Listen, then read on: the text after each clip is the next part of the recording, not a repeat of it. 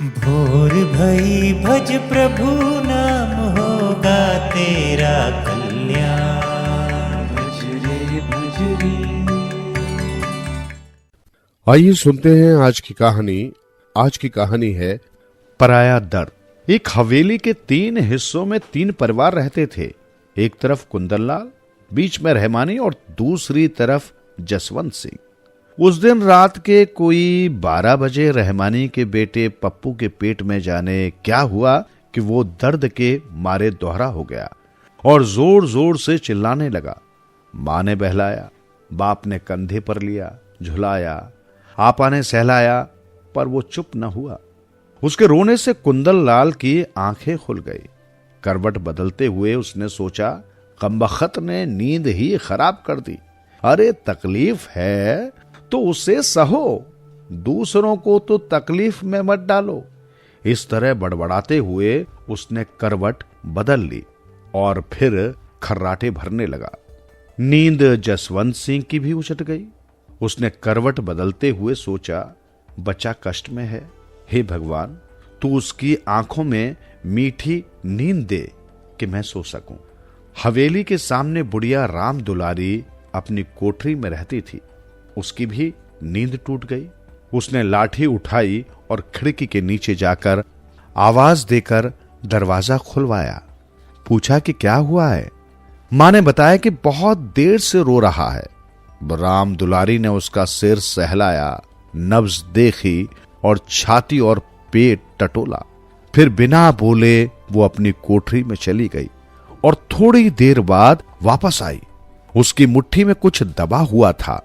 देते हुए बच्चे की मां से बोली, बहू ले ये हींग ले और इसे जरा से पानी में घोलकर मुन्नी की टूंढी पर लेप दे।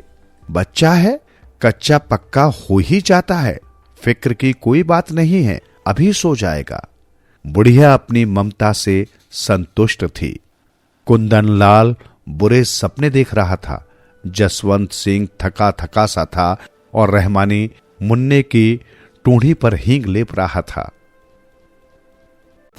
विश्वास और भरोसा। एक बार 2 बहुमंजिली इमारतों के बीच बंधे हुए एक तार पर लंबा सा बांस पकड़े एक कलाकार चल रहा था। उसने अपने कंधे पर अपना बेटा बिठा रखा था। सैकड़ों हजारों लोग दम साधे देख रहे थे। सधे कदमों से तेज हवा से जूझते हुए अपने और अपने बेटे की जिंदगी दांव पर लगाकर उस कलाकार ने दूरी पूरी कर ली। भीड़ एहसास से उछल पड़ी। तालियां सीटियां बजने लगी। लोग उस कलाकार की फोटो खींच रहे थे, उसके साथ सेल्फी ले रहे थे, उससे हाथ मिला रहे थे। वो कलाकार बाइक पर आया और भीड़ से बोला, क्या आपको विश्वास है कि मैं दोबारा भी कर सकता हूं? भीड़ चिल्लाई, हां हां तुम कर सकते हो। उसने फिर पूछा, क्या आपको विश्वास है? भीड़ चिल्लाई, हां हां पूरा विश्वास है। हम तो शर्त भी लगा सकते हैं कि तुम सफलतापूर्वक इसे दोहरा भी सकते हो। कलाकार बोला, पूरा पूरा भरोसा है ना? भीड़ बोली, हां हां भाई पूरा भरोसा है। कलाकार बोला, ठीक है, कोई मुझे अपना बच्चा दे दे, अब मैं उसे अपने कंधे पर बिठाकर रस्सी पर चलूंगा। फिर एकदम खामोशी, शांति और चुप्पी सी फैल गई। कलाकार बोला, डर गए? अभी तो आपको विश्वास था कि मैं कर सकता हूं। असल में आपका ये विश्वास है, पर मुझ पर भरोसा नहीं है। विश्वास और भरोसे में अंतर है साहब।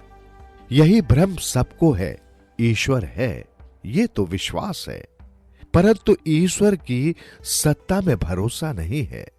You only believe in God but you don't trust him. कहते हैं अगर ईश्वर में पूर्ण विश्वास है तो चिंता, क्रोध और तनाव क्यों? जो कुछ है तेरे दिल में सब उसको खबर है। बंदे तेरे हर हाल पर भगवान की नजर है। राजा भर्तहरि और अमरफल। एक बार राजा भर्तहरि ने अपने महल में एक सती की तारीफ की जिसने अपने पति के साथ जलकर जान दे दी थी, क्योंकि उन दिनों भारत के कुछ भागों में सती प्रथा जारी थी। उसकी पत्नी बोली कि उस स्त्री ने अपने आप को चिता तक जाने की फुर्सत ही क्यों दी, क्यों न पहले ही मर गई। राजा भर्तहरि ने सोचा कि इसने बड़े ऊंचे वचन कहे हैं। दिल में विचार आया कि आजमाइश तो करे।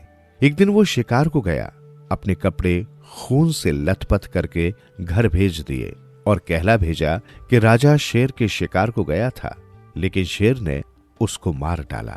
जब उसकी स्त्री ने ये बात सुनी तो गश खाकर गिर पड़ी और एकदम प्राण त्याग दिए। राजा भर्तहरि को बहुत अफसोस हुआ कि इतनी नेक पत्नी हाथ से गवा दी, लेकिन जल्दी ही उसने दूसरी शादी कर ली। कुछ समय बाद एक साधु राजा के पास आया और उसे एक फल दिया, जिसमें यह खूबी थी कि बूढ़ा खाए तो सदा के लिए जवान हो जाए। भर्तहरि ने सोचा, मैंने फल खाया तो क्या फायदा, रानी को दे दूं। उसने सोचा कि यह भी पहली जैसी होगी और फल देते समय यह बता दिया कि इसके खाने से बूढ़ा हमेशा के लिए जवान हो जाता है। बदकिस्मती से उसकी दूसरी रानी पहली रानी से बिल्कुल उलट थी। रानी का दिल कोतवाल पर था।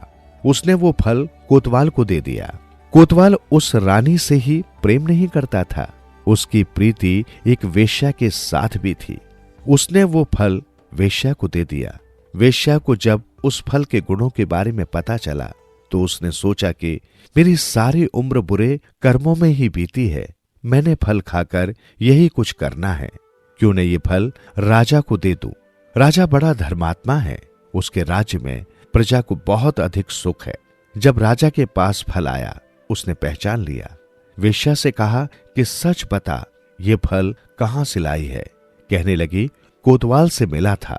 राजा ने नौकर भेजकर कोतवाल को बुलवाया और पूछा, सच बताओ, तुम्हें ये फल कहां से मिला। कोतवाल पहले तो इधर उधर टालने लगा, लेकिन जब राजा ने धमकाया तब बोल पड़ा कि रानी से मिला है। फिर रानी को बुलाया।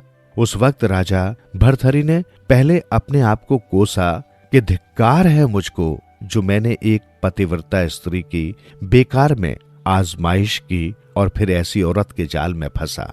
फिर धिक्कार है उस रानी को जो राजा को छोड़कर नौकरों के पीछे भागती है। फिर धिक्कार है कोतवाल को जिसको रानी मिली लेकिन रानी को छोड़कर वेश्या के पीछे भागता है।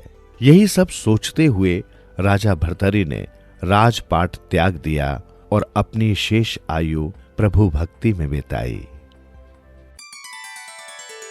जीवन सुधरेगा, प्राणी होगा तेरा उद्धार, मन के द्वार खुलेंगे, होगा जन जन का कल्याण। भज रे भज रे